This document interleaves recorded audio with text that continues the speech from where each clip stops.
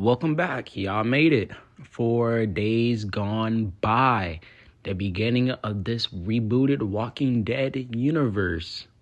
So, we're about to get right into the episode. I'm not even going to waste y'all time. Let's get into the rewrite of Days Gone By. The episode opens up with Rick and Shane talking in the sheriff's car about an argument that Rick and Lori had the following morning. Rick and Shane gets an alert on the sheriff's radio about an armed robbery. So Rick and Shane goes over to it with the other sheriffs, and it turns out to be a big shootout. Rick gets shot on his side, saving one officer, and tells Shane never to tell Lori about what happened. They was able to stop two of the robbers, but one of the robbers snuck behind a car and shot Rick on the back of his shoulder. Shane shoots the last robber, then rushes over to Rick while Rick is bleeding out. He holds down the blood of Rick. Shane tells Rick he'll be okay. The camera zooms out as Rick passes out. Theme/intro. The episode continues with Shane sitting next to Rick while he's resting in a hospital bed. Rick looks at him, then he passes right back out. When he wakes back up, Shane was gone, and it looks all dark and dirty. Rick struggles to get up and calls for the nurse, but there's no response, so Rick leaves the room. The hospital looks completely abandoned. Rick walks down a hallway, then sees a door that is chained up, has sprayed paint painted on it that says, "Don't open, dead inside." Rick turns around and sees a walker run towards him. Rick runs down the stairs, but he trips on a dead nurse's body. He leaves the hospital, then sees a row of dead bodies with a big blanket over them, with bullet holes in their heads. Rick wants to go find Lori and Carl. Rick eventually finds a bike, then sees a half of a walker and is in complete shock. He grabs the bike, then goes to his house to find his family, but they weren't there. He screams, "Lori! Carl!" But they're not there. He goes outside and sits on the porch. He sees a walker, but then it gets smacked in the back of his head with a shovel by a kid. His father kills the walker. Rick scene. Then the kid says, "Daddy, Daddy, I smacked this son of a bitch." And Rick passes out. Then he wakes up in the man's house. It's nighttime now. The kid is just staring right at Rick, and the man tells the kid he can go wait downstairs. This kid responds with okay. The man asks Rick, what is his name? Rick says his name. Then the man asks if he was bit. Rick laughs like it's some type of joke, like it was meant to be a joke. The man says this isn't a joke. So Rick says no, he wasn't bit. Why?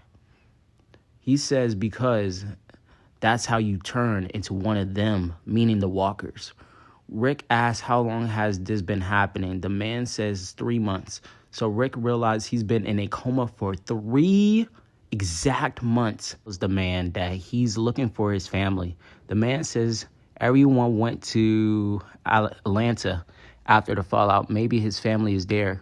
Rick tells the man that they can go to the sheriff's station in the morning to get some supplies and guns. The man agrees with Rick, and he asks him what's his name. The man responds with Morgan, and his son's name is Dwayne. And now they hear Dwayne crying because he sees his mom outside as a walker. Morgan tells Rick to get some rest while he goes check on Dwayne. Morning time comes. Rick, Morgan, and Dwayne goes to the sheriff's station. They found lots of shotguns, rifles, and snipers, etc. Rick finds his revolver. They also took showers because the station has hot water, for now at least. They took some bottles of water before they left.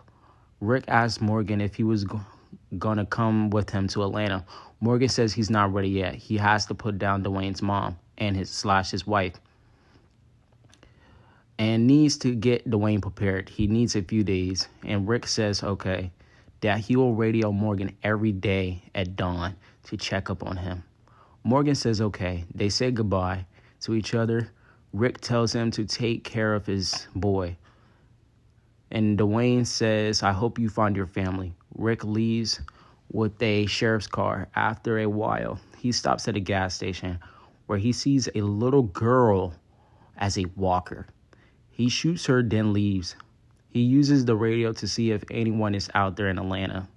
And a group picks up the radio, but they can't hear or speak because of the signal. The group is revealed to be Shane, Lori, and Carl, Amy, Dale, Jim. Amy asks if that's her sister. He says he doesn't know. Meanwhile, after a good drive, the car runs out of gas. Rick has to stop, and he walks to a farmhouse to see if anyone's inside with gas. But there's no one inside. In the farmhouse, he looks inside the barnyard and sees a horse, so he takes it. He finally arrives in Atlanta. Everything looks destroyed, abandoned. He sees a helicopter flying, so he decides to chase it, but gets surrounded by walkers. The horse gets scared and drops Rick. The walkers started to eat the horse, and Rick climbs on top of a tank, then realizes he left his bag of guns in the middle of the street. So he goes inside the tank because the walkers are starting to surround him. Inside, he sees a walker soldier in the tank. He shoots it, but hurts his ears because of the sound in a small space. And the only thing that was in the tank was a grenade, so Rick kept it just in case he might need it later.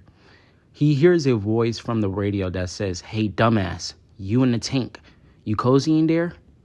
The camera zooms out on Rick's face, then zooms out over Atlanta as you see all the walkers as the screen go black.